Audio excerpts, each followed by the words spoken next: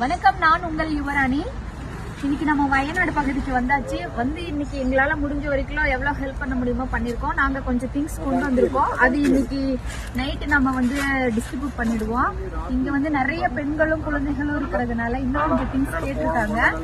எங்களால முடிஞ்ச வரைக்கும் கொண்டு வந்திருக்கோம். வேற என்னென்ன கேட்டிருக்காங்க?